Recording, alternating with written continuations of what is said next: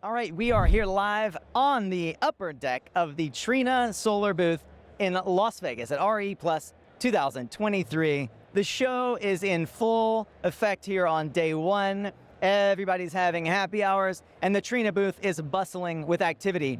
More than anything, I wanted to have a chance to sit down with the president of Trina US, Steven Zhu, to dig into some of the recent announcements and exactly how Trina is looking at the market, looking into the coming 12 to 18 months. Steven, I'd love to get your perspective on Trina's current position in the North America solar market. This year, we are number one in terms of the volume shipping into the US. And we are always being the top three in the market. And we are the longest survivor, in the US market since 2010. When the first ITC just came out. Yeah. So we're always trying to stay on the top and try to stay, put. What would you say are the underlying strengths and competitive advantages that really give Trina that staying power? Well, as the longest survivor and the veteran in this industry, we know how to handle not only the good times, but also the down times. Yeah. We know how to work diligently to comply with whatever the regulation changes, and work ahead of the wave. For example, the supply chain, right? And back in 2012, that was the ABCVD just came out, and then 2015, 201 just came out, and so we always work along the way. And for example, we built the plan for cell and module in Thailand and Vietnam, Southeast Asia countries 5 years ago. Right. And that helped us for the from 2015 all the way to 2020 to keep on supporting the U.S. market. Yep. And then the market got to change it again, and now with the anti-circumvention, it requires the wafer to be compliant with the anti-circumvention regulations. And we are putting the wafers now also, to prepare, after next year's President proclamation expires, that we be able to continue to support with the U.S. with the lowest cost of the modules and best quality of that. So as you can see, it's not only one time or one thing need to be done. It's a group of the things. We just announced the U.S. manufacturer. In U.S., that's our first time to build the manufacturer in the West, Western and we're very proud of it. But that's only the first step, to bring more supply closer to the market. Yeah. U.S. never experienced this, that the major capacity are always 6,000 miles away. Right. That's causing a lot of logistic issues. That's causing a lot of hiccups in when the regulation got changed. We are trying to mitigate all those risks. Sure. Right. One of the things that Trina became known for, but beyond being world-class in R&D and providing products that are leading the industry, is the concept of the campus, really surrounding infrastructure with the suppliers.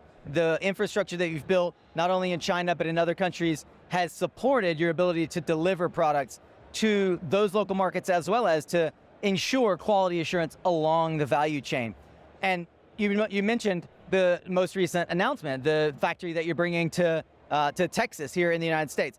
Could you speak a bit about the importance of this facility for Trina and for Trina's customers, the industry at large, and perhaps how you're thinking about bringing in some of the philosophy that has made Trina so reliable and long-lasting? Yeah, absolutely. This U.S. manufacturer, like I said, it's the first, manufacturer in U.S. in this region, closer to the market. It's definitely not going to be the last one. It's just the beginning. Yeah. And the Trina's philosophy is always not only to build the factory itself, but also to bring the ecosystems, so that it has the sustainable growth continuously. And it's not only about one component of the module, but also about the things to goes into the module. Sure. All the bombs, the balance of the module, and all the services. Yeah. And logically, that it makes sense, right? Yeah. So that instead of shipping modules before 6,000 miles away to the U.S. market, why do we have to ship bombs now? Right. The frame, the glass, Right. or even the EVA paste, to 6,000 miles away. Right. It doesn't make too much sense. Yeah. Right. In order for us to stay cost competitive, to keep on supporting the market, supplying the market with the best quality of the modules with the lowest cost, that's something we have to do. Yeah. I'd love to hear a little about the scale of the manufacturing that you're putting in place in Texas. For those who maybe missed the press release, could you talk about the specifics of the factory and the timing? Yeah, I mean, currently we do have 6.5 gigawatt of the capacity vertical integrated in Southeast Asia already, with wafers, solar cell module, and everything. And we are doubling the size, to adding another 5 gigawatt, of the modules in here. Yeah. So hopefully that in total, by next year, we can support altogether 10 to 11 gigawatt to the market. We are, more conservative than, a lot of the other, player, that we only, do things that we know that we're, good at it. And it's not only one-time stuff, it's not opportunism. Right. We want, once we put in there, we want to make sure everything is a package, it's a solution. Like Trina has already transferred from a module-only supplier to a solution business. Correct. We bought the storage, we bought the trackers. We're trying to provide better value to our customer. Yeah. So that same philosophy will apply when we adjust our supply chain and manufacturing capacities. Yeah. Well, everyone is always talking about supply chain constraints in the industry, and those challenges are real for the industry. How is Trina addressing the challenges of the supply chain disruptions and the global dynamics that have affected the industry thus far? Sometimes you have to overkill it, right? The law didn't say you have to use 100% of the non-Chinese polys. Yeah.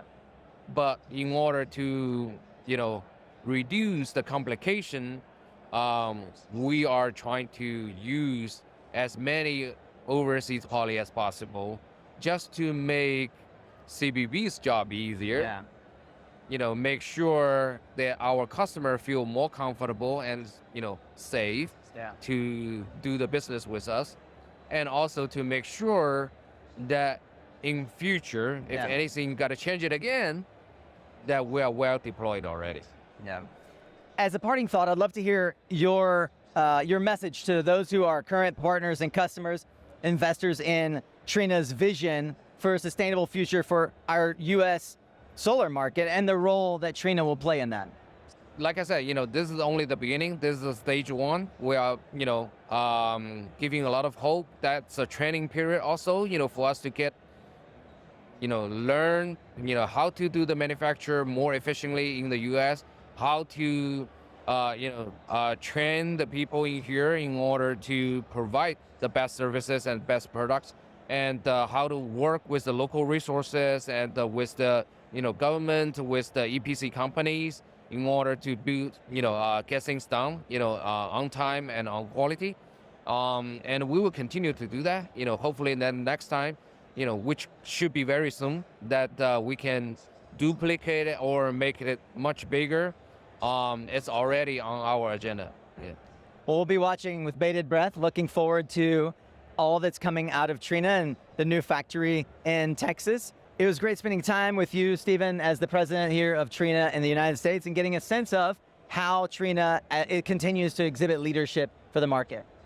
Yeah, that's what we're trying to do, and we will achieve that. Based on the history, we demonstrate Trina's ability, already, and we believe it's just going to be the next decades for the successful business in the U.S.